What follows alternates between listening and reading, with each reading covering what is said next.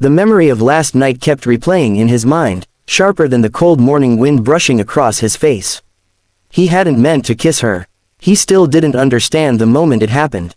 1 second he was dragging her out of the line of fire, shielding her with his own body, and the next her trembling hands were fisted in his shirt, her breath shaking, her eyes wide with terror as she whispered, "Don't leave me." He hadn't. He couldn't. The kiss wasn't planned. It wasn't romantic. It was desperate, raw, a way to pull her back from the edge of panic. A way to remind her she was alive. The shock, the adrenaline, the closeness, everything blurred until instinct took over. And she had kissed him back, clinging to him like he was the only solid thing left in a world that suddenly wasn't safe. That should have been the end of it, but the warmth of her lips lingered like an echo he couldn't shut out. His phone buzzed again on the hood of his truck. An unknown number, but he didn't need caller ID to know who it was. Only one man could make his stomach drop like that, the father of the woman he'd held in his arms last night. The billionaire whose world didn't touch his, not even by accident. He answered, "Ray Dawson." The voice on the other end was smooth and heavy with authority. "This is Adrian Hale." Ray stiffened automatically. "Yes, sir. I'm calling about my daughter. I've been briefed on what happened. You saved her life." A pause followed, sharp enough to cut. "I want to speak with you. In person." Ray swallowed. "Of course. I can come to your office." "No. I'm sending a car. Be ready in 20 minutes. The line went dead before he could reply. Ray stared at the silent phone, breath tight. This wasn't gratitude. Rich, powerful men didn't summon strangers for thank yous. This was about control, about cleaning up a situation involving their daughter, about making problems go away. And he knew exactly who the problem was.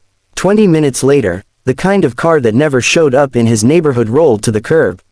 Neighbors peeked through windows. Dogs stopped barking. Ray climbed into the back seat, painfully aware of the contrast between his worn jacket and the leather interior worth more than his monthly rent. The city blurred past until the skyscraper came into view, Hale Tower, rising like something carved from glass and money. He followed security through shining hallways until they stopped in front of a massive set of doors. Inside stood Adrian Hale, framed by the skyline. Tall, composed, dangerous in the way only powerful men could be. "You protected my daughter," Adrian said without turning.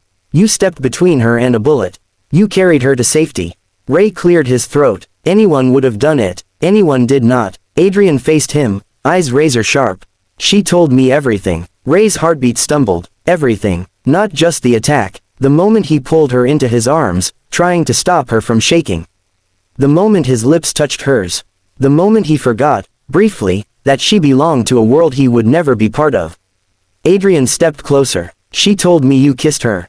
Ray forced himself to hold the older man's gaze. "It was the heat of the moment, sir. She was terrified. I was trying to." "I am aware," Adrian cut in. "And because you saved her life, I'm not going to judge you for a moment of shock." Relief tried to break through, but it didn't last. "I am, however, going to explain something," Adrian continued. "My daughter is now a confirmed target. Last night wasn't random." Ray's jaw tightened. "Someone was after her. Yes, and they may try again." Adrian studied him for a long beat. "You fought harder for her than trained men I pay a fortune. So I'm making you an offer." Ray blinked. That, he hadn't expected. "An offer? I want you to work for me," Adrian said. "Protect my daughter." "Officially." Ray shook his head immediately. "Sir, I'm a single dad. I have a job, a kid. I can't just. All of that will be taken care of. A home, security, a salary that will give your son a future you can't afford alone." Ray stared, unsure if this was generosity or strategy. "And there is another reason," Adrian added, eyes narrowing just slightly. "My daughter asked me not to let you walk away." The air left Ray's lungs. "She said that. She told me you made her feel safe," Adrian said. "After what happened, that matters more than reputation or propriety." Images from the night before crashed into Ray, her fingers trembling against his skin, her body pressed into him as bullets shattered the walls around them, the trembling breath she exhaled when he whispered she was okay. The way she kissed him back even though fear had nearly destroyed them both. "What if she decides she doesn't want me around?" Ray asked quietly. "Then you step back," Adrian said simply. "But she doesn't want that. And right now, her safety matters more than either of your confusion." Ray ran a hand through his hair, trying to steady himself. The truth pressed against him from all sides. He'd already protected her without thinking. He'd already risked everything for her. And somewhere deep inside, deeper than he wanted to admit, he knew he'd do it again without hesitation. Adrian extended a hand. "Mr. Dawson, will you protect my daughter?" Ray looked at the offered hand, looked at the skyline behind the man, looked at the memory of her eyes, terrified yet trusting. He reached out slowly, gripping Adrian's hand with steady resolve.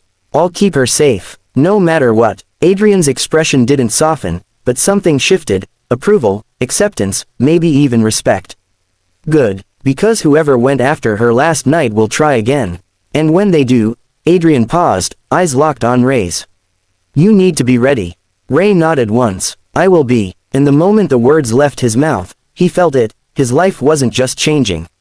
It was never going to be the same again.